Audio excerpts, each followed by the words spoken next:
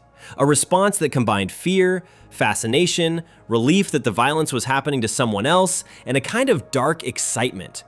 And they were manufacturing that response as efficiently and continuously as possible, because that response produced viewers, and viewers produced advertising money. The victims in each of these shows were real people.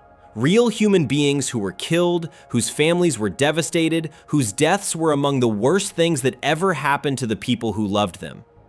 The channel took those real deaths and turned them into entertainment product. It hired producers to find the most dramatic elements of each case. It hired directors to shoot dramatic recreations of violence.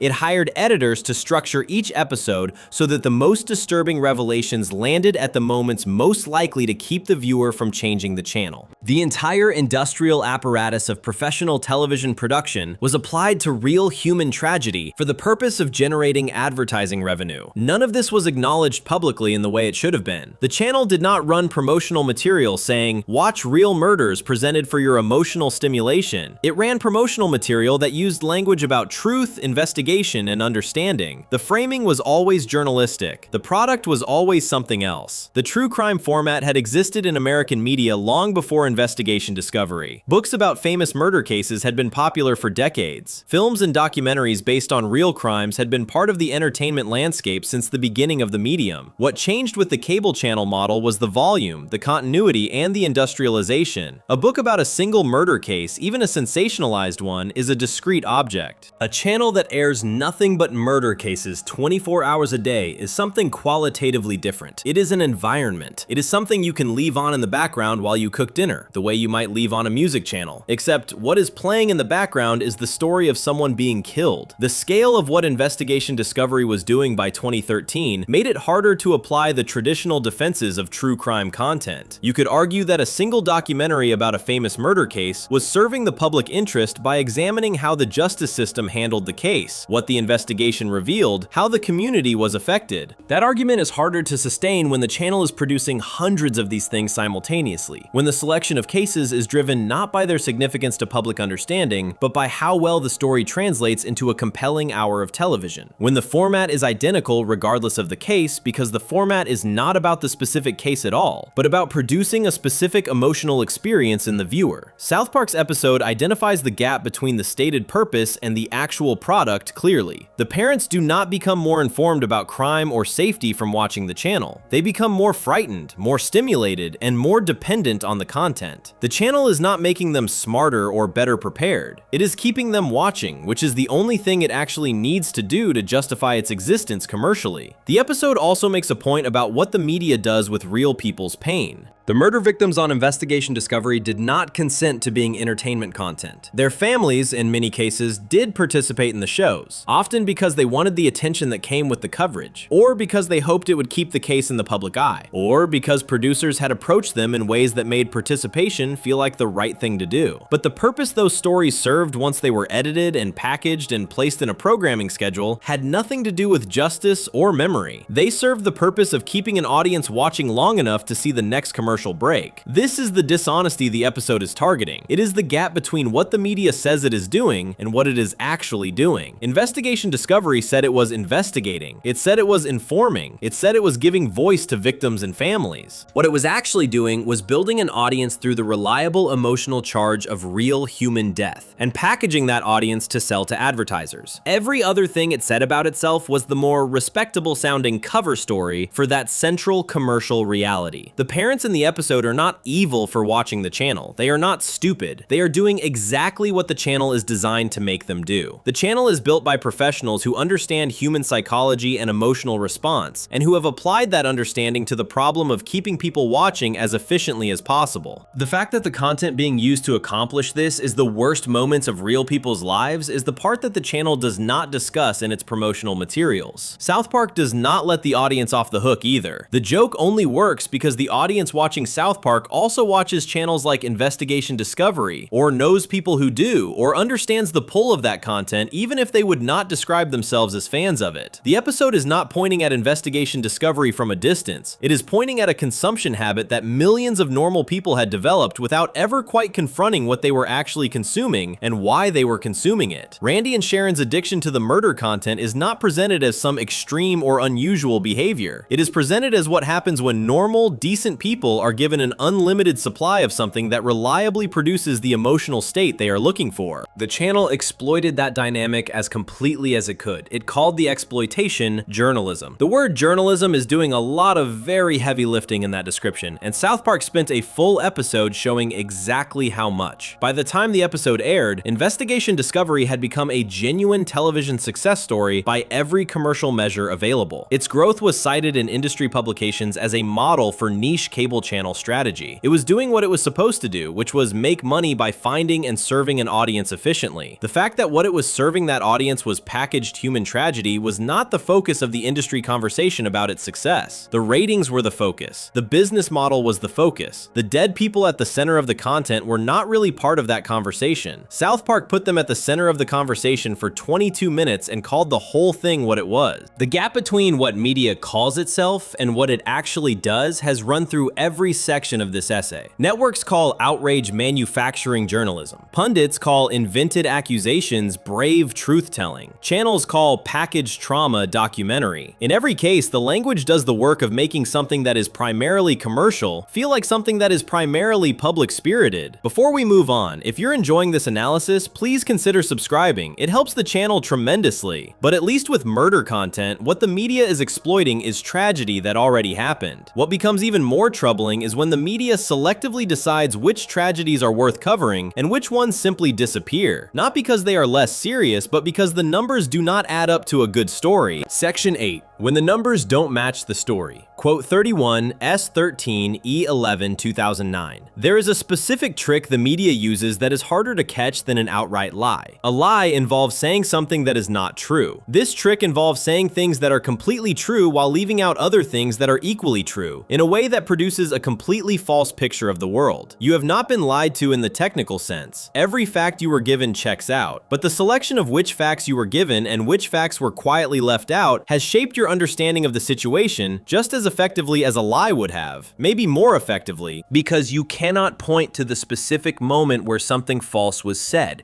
This is what journalists call framing. The frame is not the picture. The frame is what goes around the picture and determines how much of the surrounding context you can see. Two different frames around the same story can produce two completely different understandings of what the story means, even if every individual fact inside the frame is accurate. And the media makes framing decisions constantly, every day, in ways that determine what its audience considers important, what it considers outrageous, and what it never considers at all because the frame was never pointed in that direction. South Park examined this mechanism directly in quote 32, which aired in October 2009, and it did so by putting Stan Marsh on a boat. The episode begins with the Marsh family watching a documentary about Japanese fishing practices. The documentary shows Japanese fishermen hunting and killing dolphins and whales, and the family reacts with horror and grief. This reaction is presented not as unreasonable, but as the product of a very specific media environment. By 2009, the practice of Japanese dolphin hunting, particularly the annual dolphin drive that took place in the coastal town of Taiji, had received enormous international attention. The documentary film The Cove had been filmed undercover in Taiji and captured footage of the dolphin drives that had not been widely seen before. The film showed dolphins being herded into a hidden cove, selected for aquarium purchase or killed for meat, and depicted the water of the cove turning red. The Cove was released in 2009 and became one of the most discussed documentary films of that year. It won the Academy Award for Best Documentary Feature at the 2010 ceremony. It was covered extensively by environmental media, mainstream news outlets, and celebrity activists. The footage it contained generated significant global outrage directed specifically and almost entirely at Japan. Stan is so upset by what he sees that he joins the Sea Shepherd Conservation Society, the real-world activist organization that uses ships to physically intervene against Japanese whaling vessels in the Southern Ocean. Sea Shepherd had been operating since 1977 and had built a significant international profile by the time South Park used it as a setting. The organization genuinely did and does pursue Japanese whaling fleets and attempt to disrupt their operations, exactly as depicted in the episode. Stan gets on the Sea Shepherd vessel. He participates in the confrontations with Japanese whaling ships. He is fully committed to the cause because he has been shown, through documentary footage and media coverage, that what Japan is doing to dolphins and whales is uniquely horrible and demands direct action. Then he checks the actual numbers.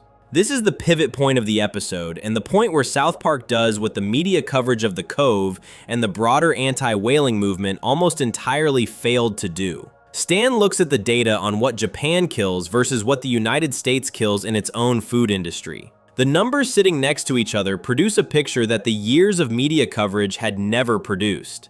Not because the numbers were secret, but because nobody had put them in the same frame. Japan's dolphin hunting in Taiji involves an annual drive in which dolphins are herded and killed. The numbers involved, while significant enough to matter ecologically and ethically, are not comparable in raw scale to the numbers involved in industrial animal farming in the United States. The American meat industry processes tens of millions of cows annually. It processes well over 100 million pigs annually. Chickens are killed in numbers that reach into the billions every single year. These are not disputed figures. They are available from agricultural industry data, from government statistics, from the very organizations that run the farms and slaughterhouses themselves. They are public, documented, and enormous. The media coverage that surrounded the Cove and the anti-whaling movement put Japanese dolphin hunting in the center of the frame and presented it as an atrocity that demanded the world's moral attention. That same media coverage applied essentially none of that moral attention to the American industrial killing of animals on a scale that dwarfs Japanese dolphin hunting by orders of magnitude. The outrage was real, the activism was real, the documentary was real, and the footage in it was genuinely disturbing. But the frame that made Japanese fishing practices into an international moral emergency while treating American industrial slaughter as background noise too ordinary to notice was not a neutral journalistic choice. It was a selective presentation of information that created a distorted picture of where the actual scale of the thing being objected to was located. South Park shows Stan confronting this gap and being unable to simply ignore it. He is on a boat fighting against Japanese dolphin hunters while sitting inside a country that kills animals in incomparably larger numbers without any comparable level of international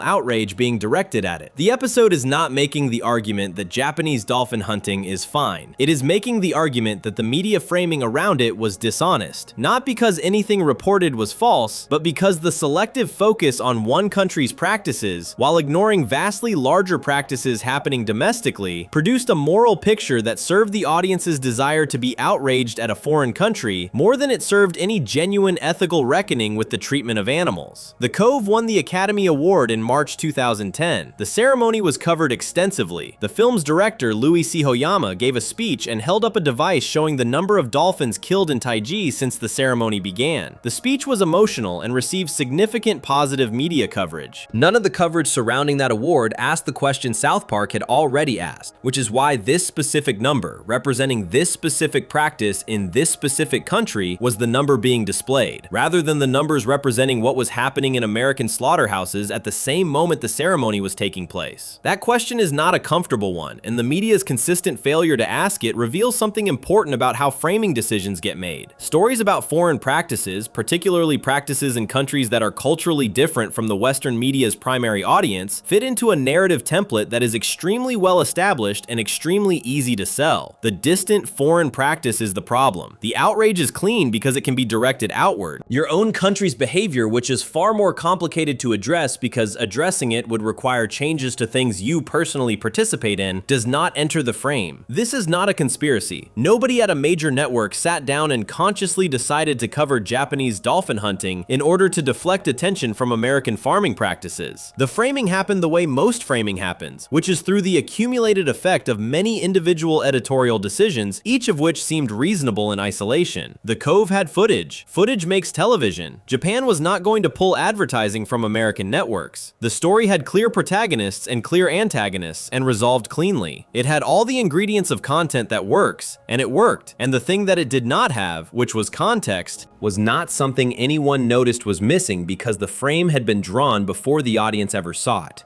South Park noticed.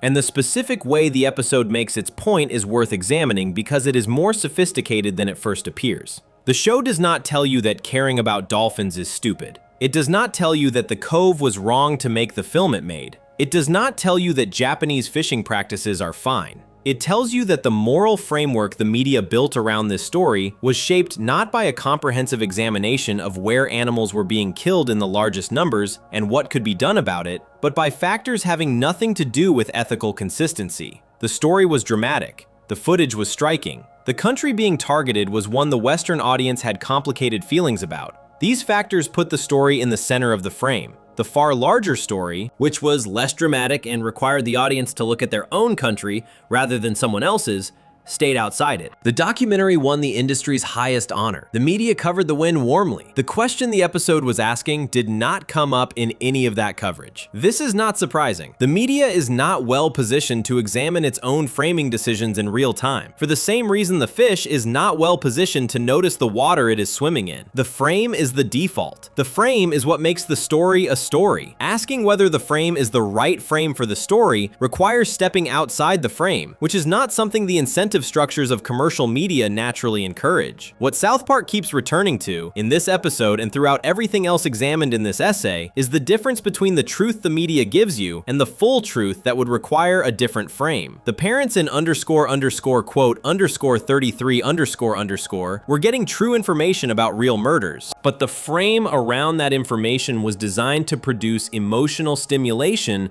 rather than understanding.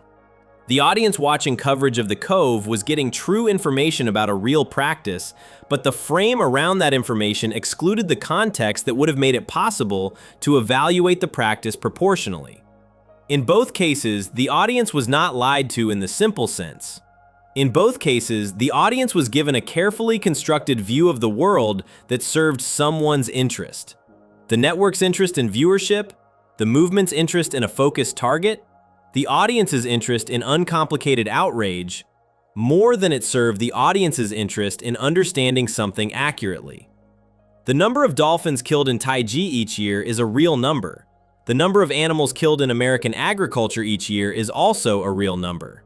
Both of these numbers are available to anyone who wants to look them up. The media chose consistently and across years of coverage to put one number in the frame and leave the other one outside it. That choice shaped what millions of people understood about where the scale of a particular moral question was actually located, and that choice was never explained or acknowledged because explaining it would have required the media to describe its own framing decisions honestly, which would have required it to admit that framing decisions are being made at all. Stan figures this out on a boat in the middle of the ocean, surrounded by activists who are genuinely committed to their cause, and the realization does not make the dolphin hunting more acceptable. It makes the coverage less honest. That is the distinction South Park is drawing. The problem is not the cause, the problem is the frame. Before we move on, if you're enjoying this analysis, please consider subscribing. It helps the channel tremendously. And if selective framing is how the media distorts what you see when the camera is pointed outward, the next question is, what happens when someone uses the media to build a personal brand out of performing concern, while the data underneath the performance tells a very different story about their actual motives? Section 9, when the advocate becomes the story. Butt out. S7E13, 2003. There is a version of dishonesty that is particularly hard to identify because it comes wrapped in the most unimpeachable packaging available. It does not come from a network chasing ratings. It does not come from a pundit manufacturing outrage for an audience. It does not come from a corporation protecting its market access. It comes from a cause. It comes from someone standing in front of a camera telling you they are fighting for your health, your children, your future, and that anyone who questions what they are doing is on the side of the people trying to hurt you. When the dishonesty is inside the advocacy, inside the campaign that is supposed to be protecting the public rather than exploiting it, it is almost impossible to discuss without sounding like you are defending the thing the campaign is against. And that is precisely what makes it such an effective cover. South Park went directly at this in December 2003 with Butt Out, and it did so by putting one of Hollywood's most recognizable activist figures on screen as the villain of the story. The episode begins with the boys being caught smoking behind South Park Elementary. Facing serious punishment from the school and their parents, they do what Cartman always does when caught doing something wrong, which is immediately redirect blame toward the nearest available target. They tell the adults that they started smoking because of a tobacco company promotional event that came to their school. They have no evidence for this. It did not happen, but it sounds believable and it shifts attention away from them, which is the only thing it needs to do. This invented story attracts the attention of Rob Reiner, who appears in the episode as a version of himself. Reiner was, at the time the episode aired, one of the most publicly recognizable figures in the American anti-tobacco movement. He was famous as a film director, having made films including This Is Spinal Tap, Stand By Me, The Princess Bride, When Harry Met Sally, and A Few Good Men. But by the early 2000s, he had also built a significant public profile as a health advocate, specifically around tobacco and early childhood issues in California. In 1998, Reiner had been the primary public champion of California Proposition 10, a ballot initiative that added a 50-cent tax to each pack of cigarettes sold in California and directed the resulting revenue toward early childhood development programs programs. The proposition passed. It created the California Children and Families Commission, which became known as First Five California, and Reiner served as chairman of that commission from its founding. The anti-tobacco movement of the late 1990s and early 2000s was operating at extraordinary scale. The major tobacco companies had reached a settlement with 46 American states in 1998, agreeing to pay approximately $206 billion over 25 years in compensation for tobacco-related healthcare costs. It was the largest civil settlement in American history at that time. The settlement also placed restrictions on how tobacco companies could market their products, particularly to young people. This legal and financial pressure on the tobacco industry was the result of years of litigation and public health campaigning, and it had produced a genuine shift in how cigarettes were sold and discussed in America. But the settlement also created an enormous advocacy infrastructure that needed to keep justifying its own existence.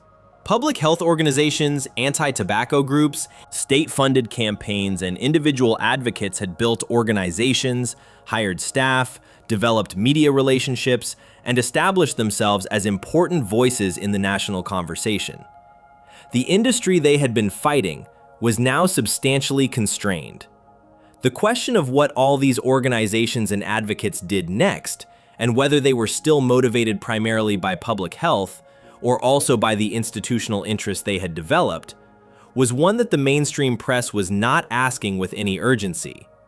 South Park asked it by putting Rob Reiner in South Park and showing what his campaign actually looked like from the inside.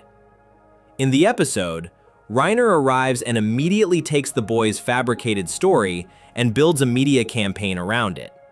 He is not interested in verifying whether what the boys are claiming actually happened. He is interested in the story as a tool. The story is useful. It has children. It has a corporate villain. It has innocent victims. It has all the pieces that produce sympathetic press coverage and keep his campaign in the public conversation. Whether it is true is a secondary concern at best. The episode depicts Reiner engineering media moments. He stages events designed to generate coverage. He presents manufactured evidence as though it came from genuine investigation. He uses the language of child protection and public health while operating through methods that have nothing to do with protecting anyone and everything to do with sustaining the profile and momentum of his campaign. This was not a purely fictional invention. The anti-tobacco advocacy world of the late 1990s and early 2000s had real documented examples of studies being misrepresented, statistics being used in ways that went beyond what the underlying data supported, and campaigns presenting their arguments with a degree of certainty that the actual science did not always justify. The secondhand smoke debate was one of the most prominent examples. By the early 2000s, the health risks of direct cigarette smoking were not seriously disputed in the scientific literature. The risks of secondhand smoke, meaning the smoke experienced by non-smokers in proximity to smokers, were more complicated. Studies existed on both sides. Some showed significant health effects. Others showed more limited ones. The scientific picture was genuinely mixed and required careful interpretation. The public advocacy campaign around secondhand smoke did not present it as a complex and still developing area of research. It presented secondhand smoke as definitively and immediately dangerous at any level of exposure in any environment under any circumstances. Smoking sections in restaurants were described in campaign materials as death traps. The gap between what the most careful reading of the research showed and what the campaign was telling the public was significant, and it was a gap that served the campaign's purposes rather than the public's understanding. South Park's episode makes this argument through the Reiner character's methods. He does not arrive in South Park with evidence and let the evidence make his case. He arrives with a conclusion and constructs the evidence needed to support it. The boy's invented story becomes the foundation of his campaign, not because it is true, but because it fits. The episode is pointing at the difference between a public health campaign and a media operation that uses public health language to advance institutional and personal agendas. The fat jokes directed at Reiner throughout the episode are the comedy layer. The serious layer is the accusation that the most respected voices in a public health movement can be operating through the same dishonest mechanics as any other media figure chasing coverage and relevance, and that the respectability of the cause provides cover that makes the dishonesty harder to see and harder to challenge. This matters in the context of this essay because the media's relationship with advocacy groups of this kind was largely uncritical in the early 2000s. Journalists covering public health stories routinely use statistics from advocacy organizations without interrogating the methods behind those statistics. Press releases from anti-tobacco groups were treated as credible sources of data in a way that press releases from tobacco companies obviously were not. The asymmetry was understandable in one sense. The tobacco industry had a long documented history of deliberately manufacturing false scientific doubt about the dangers of their products, funding fake research, and lying to Congress. But it created a habit of credulity toward the anti-tobacco side that those organizations were aware of and that some of them exploited. The California Children and Families Commission, which Reiner chaired during this period, became the subject of a significant controversy in 2006, 3 years after the episode aired. The California State Auditor launched an investigation into whether the commission had spent public money in ways that were directed towards supporting Proposition 82, a 2006 ballot initiative that Reiner was publicly supporting, which would have created a universal preschool program in California funded by a tax on high earners. The investigation found that the commission had spent approximately $23 million on advertising in the period leading up to the Proposition 82 vote, including advertising that the auditor's report found had crossed the line from public information into advocacy for a position on a ballot measure. This was a problem because the commission was a public body funded by taxpayer money, and public bodies in California are prohibited from spending public funds on campaign advocacy. Reiner resigned from the commission in April 2006 amid the controversy. The proposition itself failed at the ballot in June 2006, with voters rejecting it. None of this was predictable in precise detail when South Park aired, quote, 37, quote, in December 2003. But the episode was not making a prediction about specific future events. It was identifying a pattern of behavior, the use of public health advocacy as a framework for media operations that serve the advocate's interests alongside or instead of the public's. And that pattern was real and observable in 2003. The subsequent events at the California Children and Families Commission were a specific manifestation of something the episode had already named. The media's coverage of Reiner during the Proposition 82 controversy is worth examining briefly. He had been a celebrated public figure and a respected voice in progressive politics for years.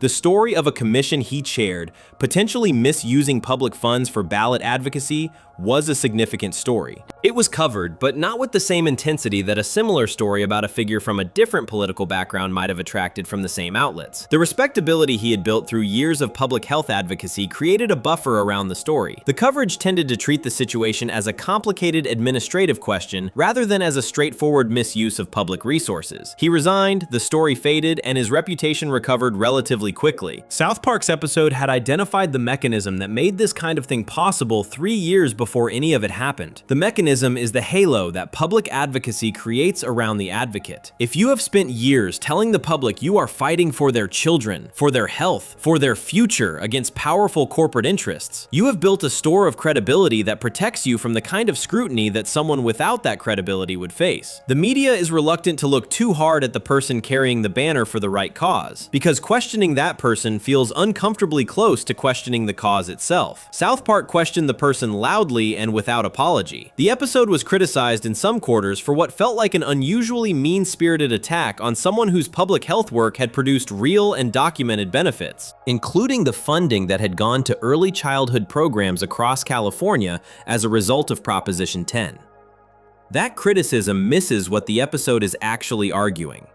It is not arguing that anti-tobacco work is bad. It is arguing that the media's uncritical relationship with advocacy groups and the public figures who lead them creates a space where dishonest methods can operate without examination, and that the damage done by that dishonesty is real, even when it is done in service of a cause with genuine merit.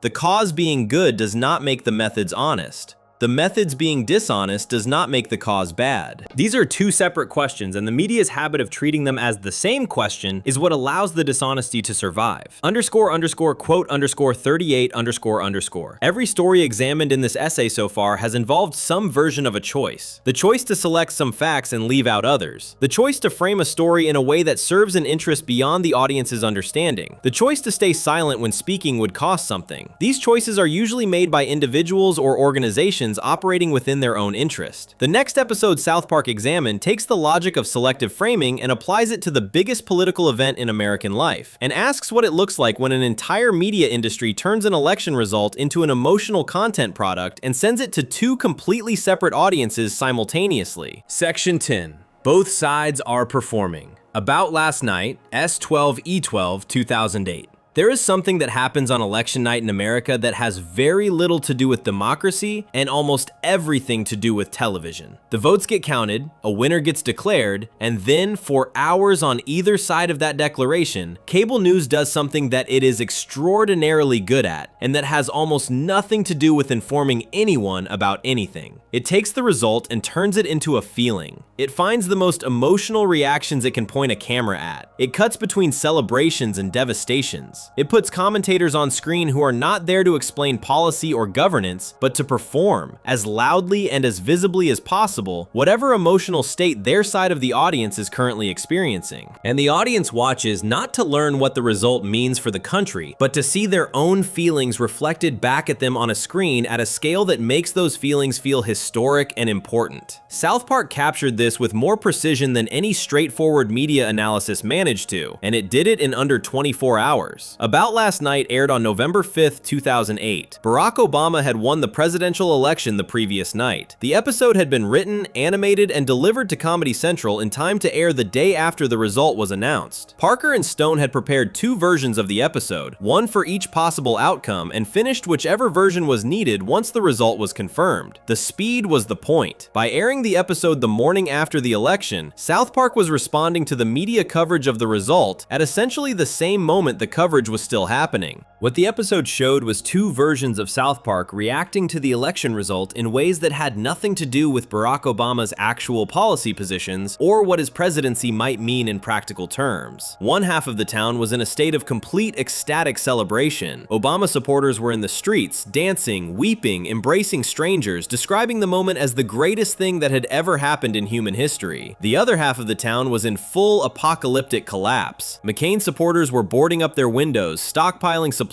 describing the result as the end of civilization, preparing for a darkness that was apparently about to descend on America immediately. Neither group was engaging with the actual question of what an Obama presidency would do, what policies it would pursue, what it would mean for taxes, or healthcare, or foreign policy, or any of the specific things that a president actually controls. Both groups were entirely consumed by the emotional experience of the result as a symbolic event. The Obama supporters were not celebrating specific policy victories. They were celebrating a feeling. The McCain supporters were not mourning specific policy losses. They were experiencing a feeling. The feelings were real. The content underneath them, in terms of what either group actually understood about what was going to happen next, was almost entirely absent. This is exactly what cable news was doing simultaneously. On election night 2008, the major American networks aired hours of coverage that was structured almost entirely around emotional reaction. Camera crews were sent to Grant Park in Chicago, where Obama's victory rally was being held, and the footage they sent back was of crowds crying, cheering, and describing the moment in terms that were more spiritual than political. Commentators on screen matched this energy, using language about history being made, about the meaning of the moment, about what this said about America, with a level of emotional charge that was far removed from the kind of measured analysis that might have helped an audience understand what they were actually choosing between, or what they could realistically expect from the result. On the other side, coverage of the McCain concession and the reaction from Republican supporters was handled with the same emphasis on feeling over substance. The story cable news told on election night 2008 was not primarily a story about governance or policy or the mechanics of democratic choice.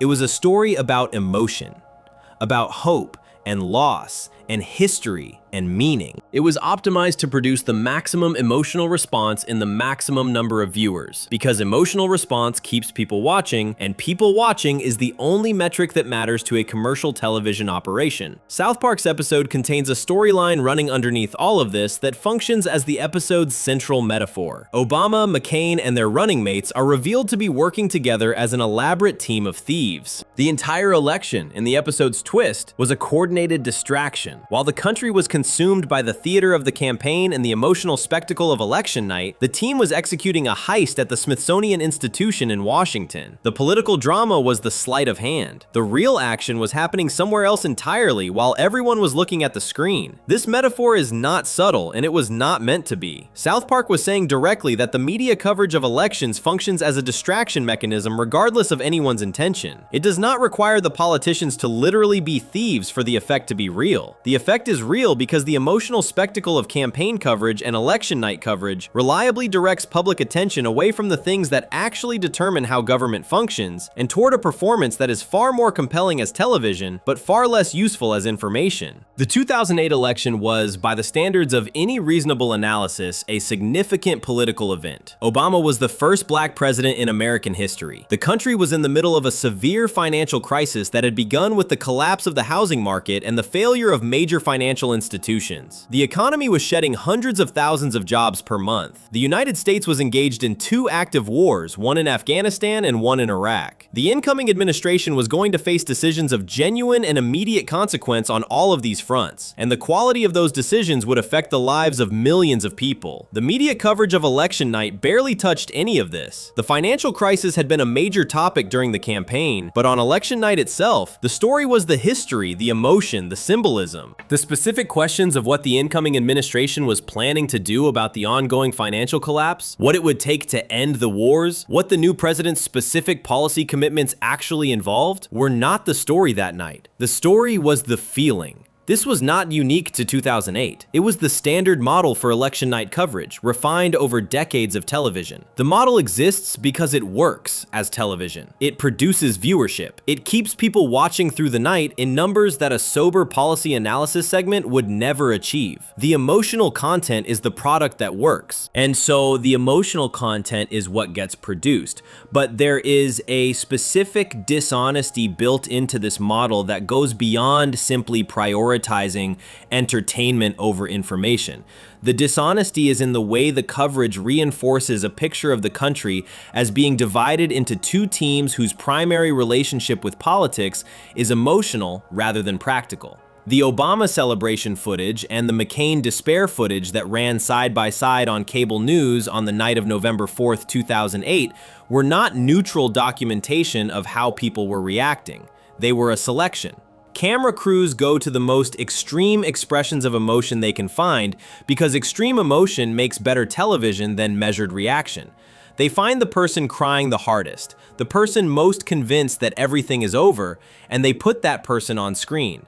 The result is a portrait of a country whose citizens experience election results as cosmic events of total triumph or total devastation, rather than as the selection of one set of policy managers over another within a system that contains significant constraints on what any single president can actually do. That portrait flatters the emotional investment of the viewer, who also feels that the result is either total triumph or total devastation. It validates the most extreme version of their feeling and sends it back to them amplified. The fact that it also happens to be a less accurate description of political reality than a more measured presentation would be, is not something that serves the commercial interests of the network, so it is not something the network is motivated to correct. South Park's episode shows both sides doing this simultaneously and points out that the emotional performances happening in the streets of South Park on election night have no meaningful relationship to what is actually going on or what is actually going to happen. The Obama supporters celebrating in the streets do not know what the Obama administration is going to do. The McCain supporters boarding up their windows do not know what an Obama presidency will produce. They are both responding to a media-constructed emotional event, not to policy reality. They are both performing the feeling that the coverage has told them to feel, in exactly the way the coverage was designed to produce. The heist at the Smithsonian, which Obama and McCain are running together while their supporters scream at each other in the streets, is the episode's way of visualizing what is actually happening when political coverage operates this way. The question of what is actually going on, where the actual decisions are actually being made and by whom and in whose interest, cannot be asked by people who are fully consumed by the emotional experience of who won and who lost. The performance of the election is the thing that prevents the audience from looking at the reality of governance, not through any deliberate conspiracy, but simply through the mechanics of how attention works. You cannot look at two things at once. The media gives you the more emotionally compelling thing and you look at that, and the other thing keeps going without you looking at it.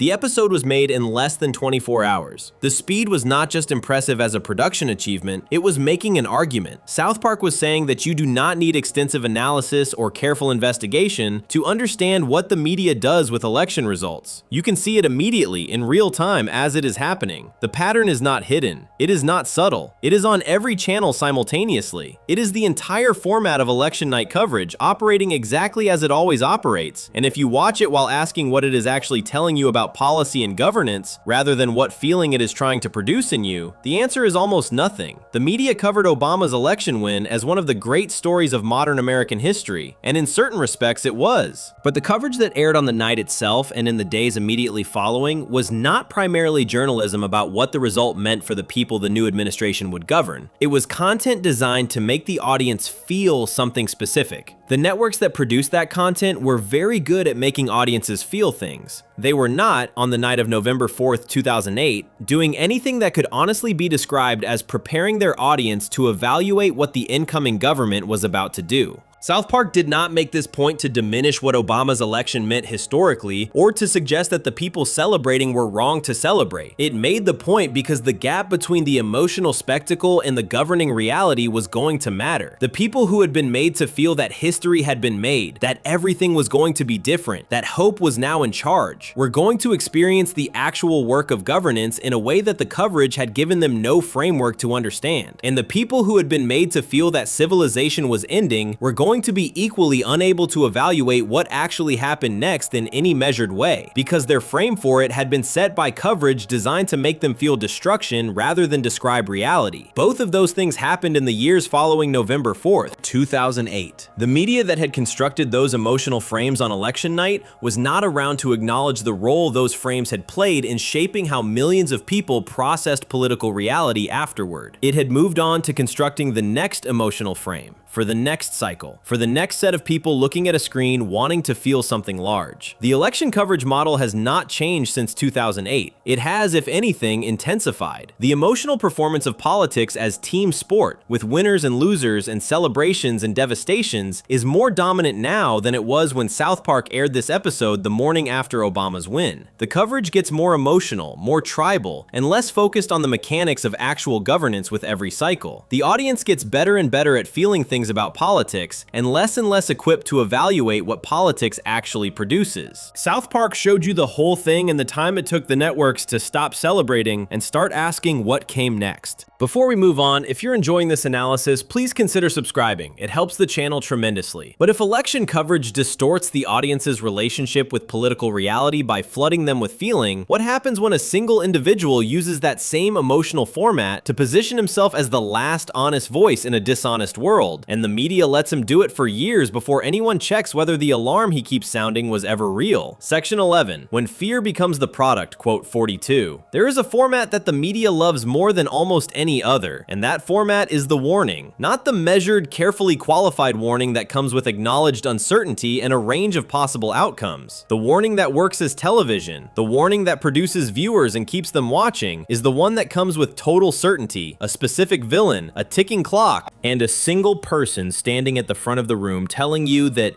if you do not listen right now, it will be too late. The urgency is the product. The fear is what gets sold, and when the fear is being generated by someone whose credibility the media has already built up, whose cause the press has already decided is righteous, the question of whether the specific claims being made are accurate tends not to get asked with any particular force. South Park examined this in April 2006 with an episode built around a fictional monster and a very real former vice president. Al Gore had served as vice president of the United States under Bill Clinton from 1993 to 2001. He had run for president in 2000 against George W. Bush in one of the closest and most contested elections in American history.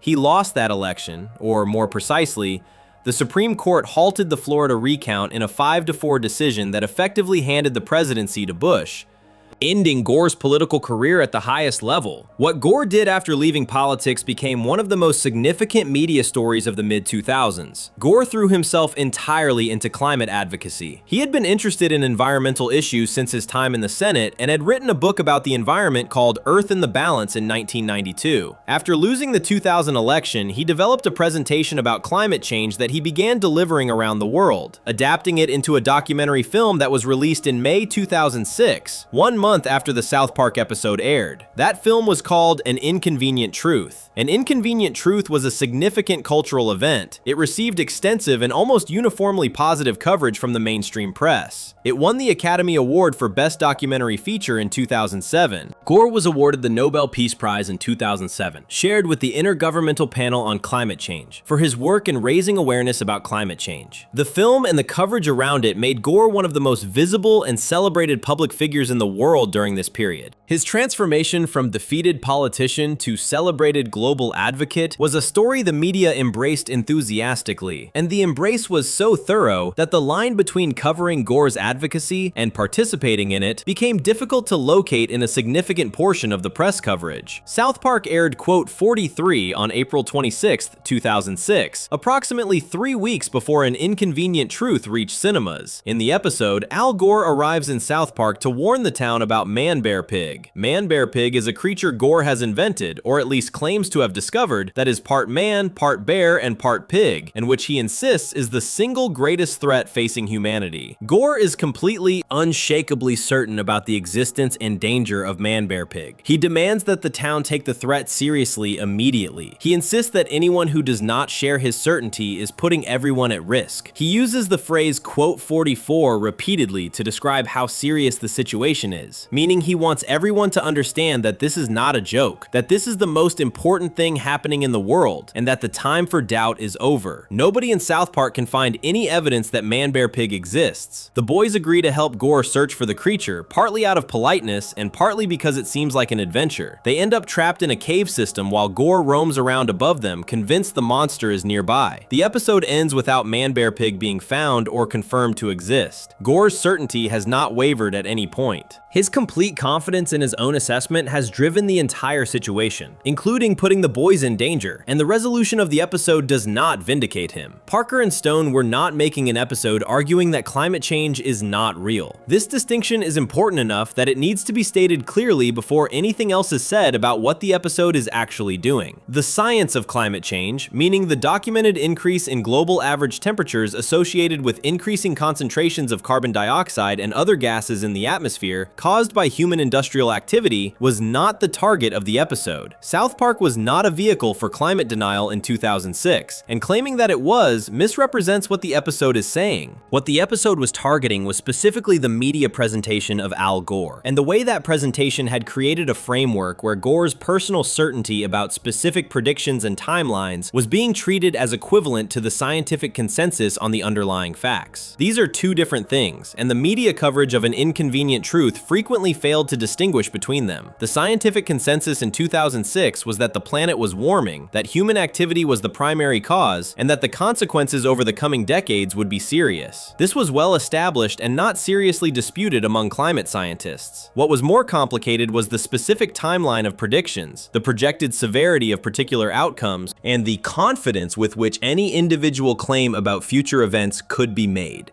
Science deals in probabilities and ranges and uncertainty. Predictions about complex systems like global climate involve significant margins of error even when the underlying direction of change is clear. An Inconvenient Truth made a series of specific predictions and presented some of them with a degree of certainty that went beyond what the most careful scientific statements of the time supported.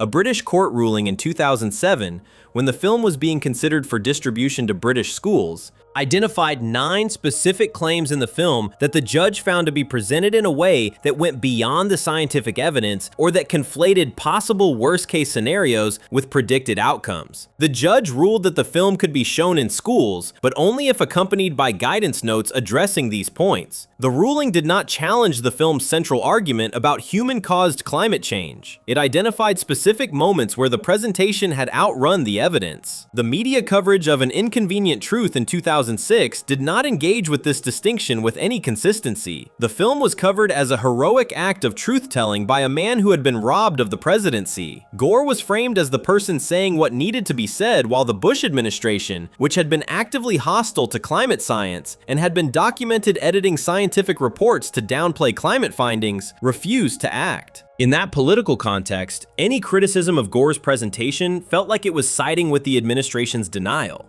The press covered the film as a moral event rather than as a scientific document to be evaluated on its specific claims, and that framing made critical examination feel uncomfortable. South Park's Man-Bear Pig is a representation of this dynamic, rather than a representation of climate change itself. The creature represents a threat that one person is absolutely certain about and cannot stop talking about, that nobody else can verify, and that the person has built an entire public identity around warning people about. The episode is about what happens when the media creates a figure whose credibility has become so established that questioning whether his specific claims are accurate feels like attacking the cause rather than evaluating the evidence. Gore does not care in the episode whether his certainty is making things better or worse. He is not checking whether the boys are safe. He is not asking whether his approach is effective. He is consumed entirely by the performance of his own concern, by being seen to be the person taking this more seriously than anyone else, by the identity he has built around being super serial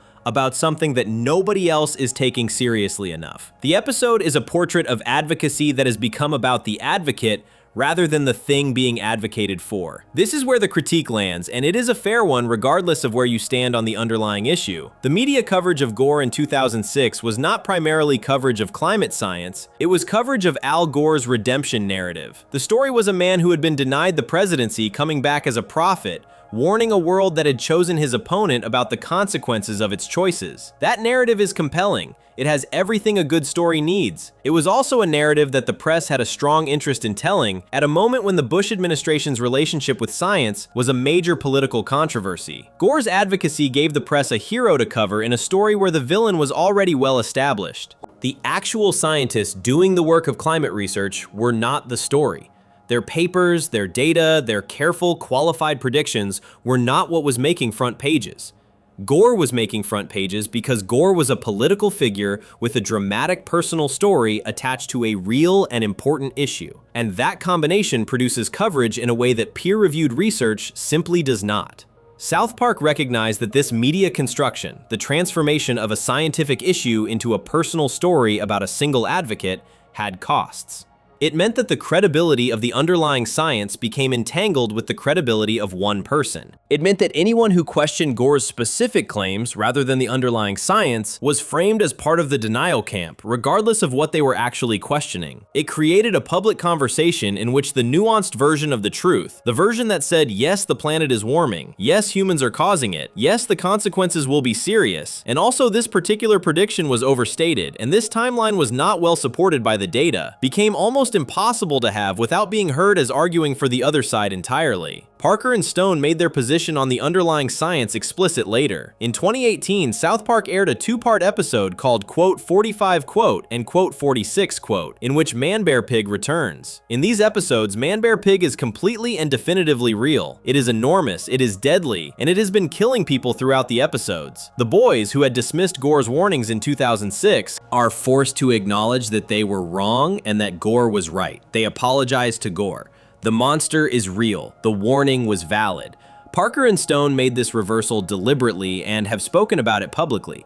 They said they felt it was necessary to clarify that the 2006 episode was never meant to be a denial of climate change, and that they had come to feel the 2006 episode had been misread or misused in ways they wanted to correct. The 2018 episodes were a direct acknowledgement that the underlying danger was real, But the 2018 episodes do not cancel the 2006 episode's argument. They coexist with it. The monster being real does not mean the media presentation of Al Gore in 2006 was accurate or honest. The underlying threat being genuine does not mean that every claim made about it was made with appropriate care, or that the press coverage evaluated those claims with appropriate rigor, or that building an entire media story around one person's certainty is a good way to help the public understand a complex scientific issue. The 2006 episode was about the media's relationship with advocacy and the construction of prophetic figures around real issues. The 2018 episodes confirmed the reality of the issue. Both things can be true simultaneously. What the full arc of the Man-Bear-Pig story shows is something that South Park rarely makes this explicit. The show can be wrong about specific things while being right about the mechanisms it is describing. In 2006, Gore was being treated by the press as a singular prophet whose certainty was the story. In 2018, Parker and Stone acknowledged that the certainty was justified, but the mechanism they identified in 2006, the mechanism by which media coverage of an issue becomes media coverage of an individual, transforming a scientific question into a personal narrative, and making critical evaluation of specific claims feel like betrayal of the cause. That mechanism did not stop being real just because the underlying warning turned out to be accurate.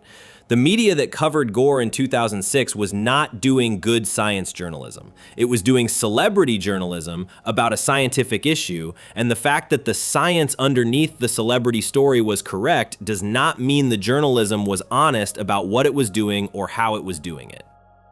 __quote_47__. What makes this even more uncomfortable is what happens at the far end of this pattern. If the media can make a legitimate warning feel like a product by wrapping it in one person's redemption story, what does it do with the moments when both sides of a political debate are performing for the cameras and the real story has nothing to do with either performance? Because the most ruthless version of media dishonesty is not manufacturing one side's narrative. It is manufacturing the conflict itself, then standing back and letting two audiences tear themselves apart over it while the actual story happens somewhere the cameras are not pointed.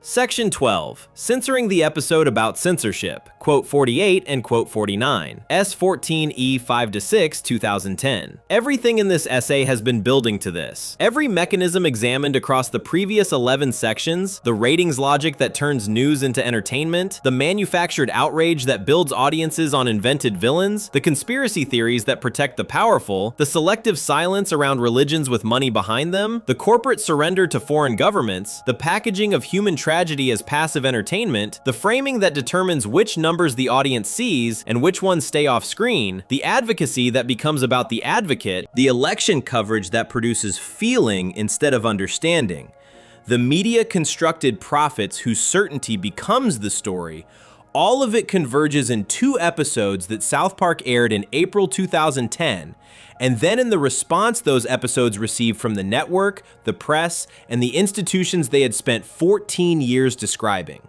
Quote 50 and quote 51 are the 200th and 201st episodes of South Park. Parker and Stone used the milestone as a structural device. The episodes bring back 200 celebrity figures that South Park had satirized over the course of the show's run, all of whom have gathered together to sue the town of South Park for years of mockery and humiliation. The lawsuit's resolution requires the town to produce Muhammad, the prophet of Islam, and hand him over to the celebrities who want to use him for a specific reason.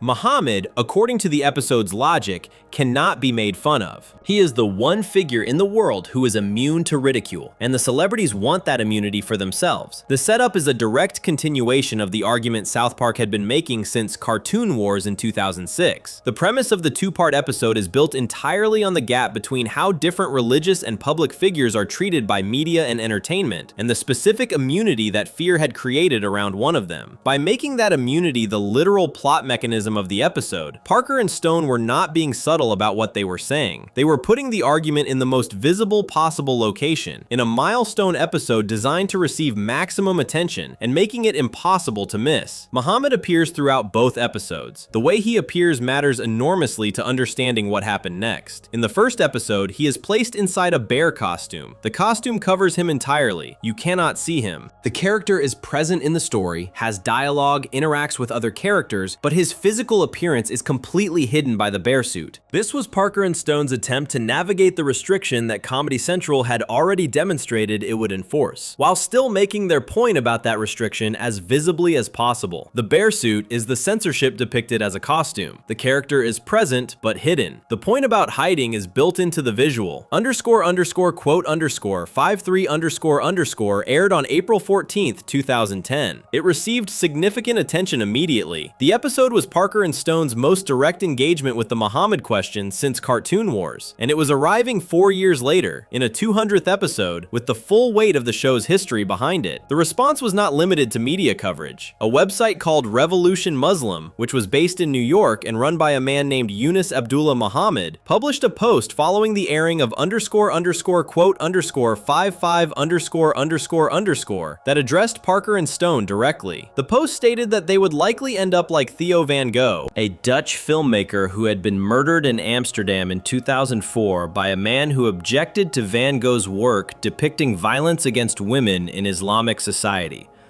The post included the addresses of Comedy Central's offices in New York. It was written in a way that was interpreted by law enforcement as a threat, though the post's author later stated he was not calling for violence, but warning of possible consequences. The FBI and other authorities were made aware of the post. Comedy Central was aware of it before 201 aired the following week on April 21st, 2010. What Comedy Central did with 201 is the center of this section, and it is important to be precise about what actually happened because the full picture of it was not accurately represented in much of the press coverage that followed.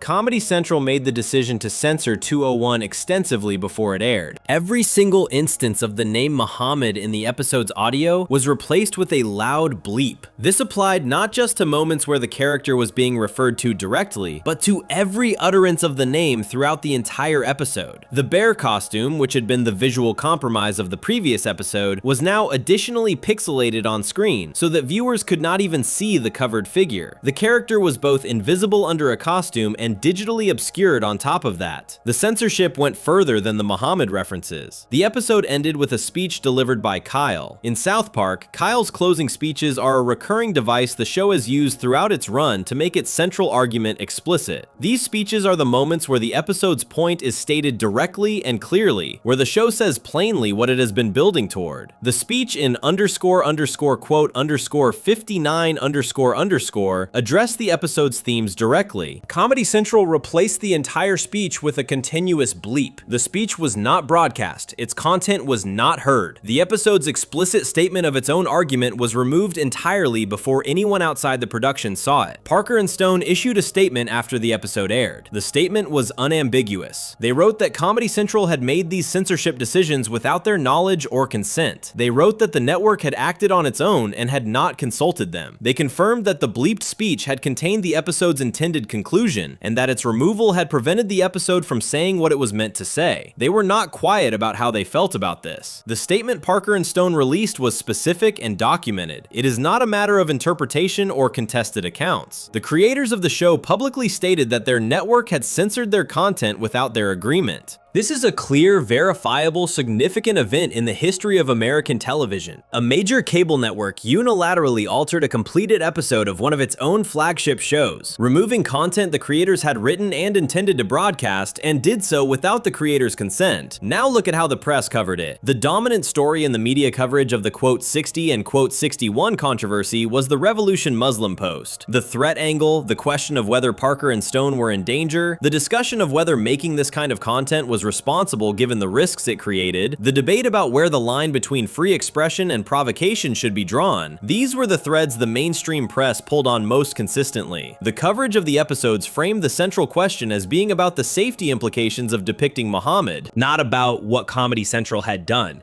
The censorship itself was covered. It was not ignored entirely. But the proportion of attention given to the Revolution Muslim post and the question of whether Parker and Stone had been reckless compared to the attention given to the specific and documented fact that a major American broadcaster had censored a completed television episode without the creator's consent was dramatically uneven. The threat was the story. The censorship was a detail. This is the specific media failure that makes these episodes the fitting endpoint for everything this essay has been discussing. South Park had spent 14 years making the argument that the media would not honestly cover things that carried risk. It had made the argument about Islam specifically in Cartoon Wars 4 years earlier. It had made the argument about corporate self-censorship in Banned in China 9 years later. It had made the argument about the gap between stated principles and actual behavior across dozens of episodes and nearly a decade and a half of television.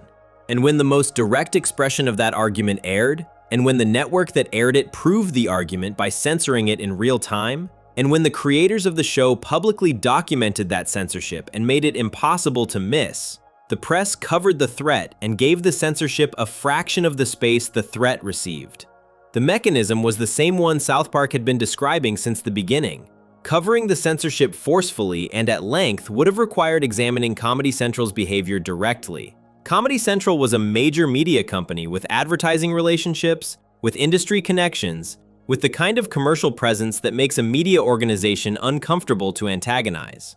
Covering the threat did not require examining anyone's behavior. It required only describing something that an outside group had done, which was far easier and far less likely to create friction with anyone whose goodwill mattered commercially. The episodes have never been made available on South Park Studios, the show's official streaming platform, which has hosted every other episode of the show, including every other episode from season 14. When South Park reached a landmark deal with HBO Max in 2019, reported to be worth around $500 million and covering all past and future episodes of the show, Quote 64 and Quote 65 were the only episodes from the show's entire run that were excluded from the deal. Every other episode, including episodes that had generated significant controversy for other reasons, was included. These two episodes were not. No official explanation has ever been provided for their continued absence from streaming platforms. Comedy Central has not issued a statement explaining why these specific episodes remain unavailable while every other episode is accessible. The exclusion is simply present, quietly, as a standing fact about the show's availability, and nobody in a position of authority over that decision has chosen to explain it publicly. The man who ran Revolution Muslim, Yunus Abdullah Muhammad, was later arrested in 2011 on charges related to providing material support to a terrorist organization. The charges were not connected to the South Park post, but to separate activity. He pleaded guilty and was sentenced to prison. The website he ran was shut down. The post about Parker and Stone no longer exists on the platform it was originally published on. The censorship of __quote _66 still exists. The episodes are still unavailable. The speech Kyle gave is still unheard by anyone who is not in the production. Comedy Central's decision to remove content from a completed episode without the creator's consent has never been reversed, never been officially explained, and never been subjected to the kind of sustained journalistic scrutiny that a documented case of corporate censorship of a television show's creators should reasonably attract. What makes this the final and most complete example of everything this essay has examined is the way all the layers sit on top of each other. Comedy Central censored an episode about media censorship. The press covered the threat rather than the censorship, demonstrating the same avoidance of risk that the episode was about.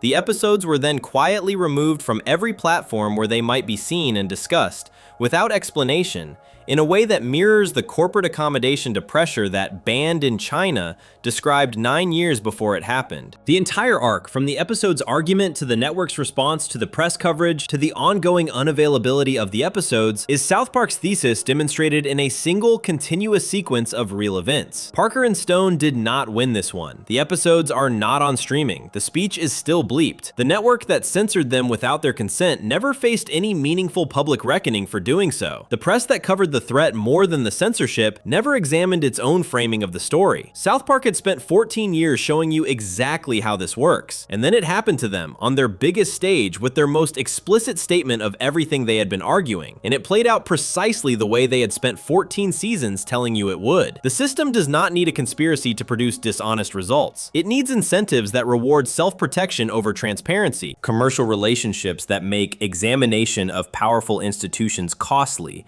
and an audience that is easier to reach with a story about danger than with a story about the quiet corporate decision that happened after the danger passed. Those conditions were present in 2006. They were present in 2010. They are present now. South Park said all of this, repeatedly, across more than 2 decades of television, in the simplest language it could find, to the largest audience it could reach. The question that remains, the one that every section of this essay points toward, but that no single episode can answer, is what you do with the information once you have it. Knowing the ratings game exists does not turn off the television. Knowing outrage is manufactured does not stop the outrage from feeling real. Knowing the frame is selective does not automatically show you what is outside the frame. Knowing the silence is a choice does not tell you what the silenced thing actually says. South Park's answer to that question was never delivered as a speech or a conclusion. It was delivered as a method. Watch the thing that is not supposed to be watched. Say the name that is not supposed to be said. Ask the question that makes the room uncomfortable. Not because you are guaranteed to be right, and not because the system will reward you for it, but because the alternative is accepting a version of the world that someone else built for reasons that have nothing to do with your understanding and everything to do with their interests. That is what the show was. That is what these episodes were. And the fact that the most honest version of that argument is still sitting on a server somewhere, bleeped into silence by the network that was supposed to air it, is the most South Park ending to a South Park story that the show never had to write. If you enjoyed this video essay, make sure to subscribe. Thanks for watching, and I'll see you in the next one.